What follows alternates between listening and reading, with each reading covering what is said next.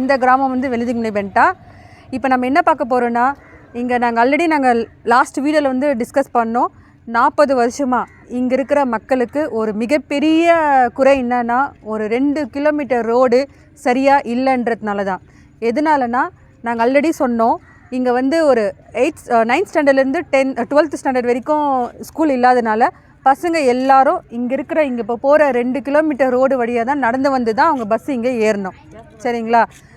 இப்போது நம்ம இந்த ரோடை வந்து பார்க்கலாம். அவங்க வந்து இந்த ரோடை சரி செஞ்சு கொடுக்கணும்னு சொல்லிட்டு அவங்க மன்றாடி மனசார அவங்க கேட்டுக்கிறாங்க.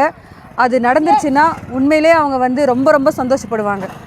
இப்போ நம்ம வந்து அந்த ரோடு எப்படி இருக்குது, இல்லை எதனால் அவங்க ரொம்ப கஷ்டப்படுறாங்கன்றத இந்த வீடியோவில் நம்ம பார்க்க போகிறோங்க.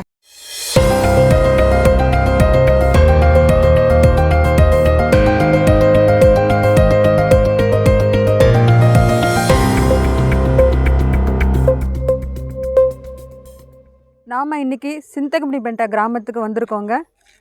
இந்த கிராமத்தோட மக்களோட நிலைமை எப்படி இருக்குது, அவங்களோட நிலைமை மாறுமா மாறாதா? கடந்த 40 வருஷமாக அவங்களோட நிலைமை எப்படி இருக்கிறன்னா, அடிப்படை வசதிக்கு கீழே தான் இருக்குது. அவங்களுக்கு தேவையான அடிப்படை வசதிகள் எதுவுமே இந்த கிராமத்தில் இல்லை.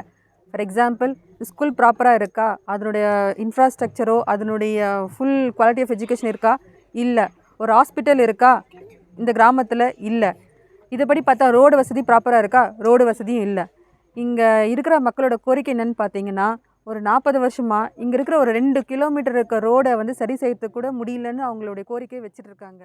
இப்போ நீங்கள் சொல்கிற மாதிரி இந்த 2 கிலோமீட்டர் ரோடு வந்து சரியில்லைன்னு சொல்கிறீங்க. இது எத்தனை வருஷமாக இருக்குது, நீங்கள் என்னென்ன கஷ்டப்படுறீங்கன்றத நீங்களே சொல்லுங்கக்கா. பசங்க நைட்டு 8 மணி 7 மணிக்கு பஸ்ஸுக்கு வருதுங்க. அங்கேருந்து வர முடியாது, போய் நாங்கள் நடந்து பொம்பளைங்க இட்டுன்னு வரணும். ஆம்பளைங்க இங்கே வேலைக்கு போயிடுறாங்க.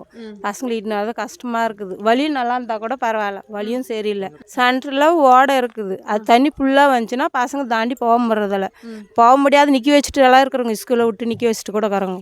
இன்னும் இந்த பக்கம் போனால் ஒரு 3-4 கிலோமீட்டருக்கு அனுப்பணும். அது இட்டுன்னு போய் விடுறது கூட ஆள் இல்லை. இவங்க என்ன சொல்கிறாங்கன்னா, இந்த ரோடை விட்டுட்டா அவங்க பசங்க 2 வீலரில் யார் யார் இருக்காங்களோ அவங்க மட்டும்தான் இந்த பக்கம் போக முடியும் சொல்கிறாங்க. 2 வீலர் இல்லாதவங்க நாங்கள் என்ன பண்ண முடியும்? அதாவது ஸ்கூல் விட்டுக்கும் நிறுத்திட்டு இருக்கிறோங்க. ஸ்கூலை விட்டு நிறுத்திட்டு இருக்கீங்க. இந்த நிலைமை வந்து மாறுமா? எங்கள் கிராமத்தோட இருக்கிற நிலைமை வந்து இது மாறுமா? எங்களோட பசங்க அடுத்த ஸ்கூலுக்கு போயிட்டு வர எவ்வளோ கஷ்டப்படுறாங்க,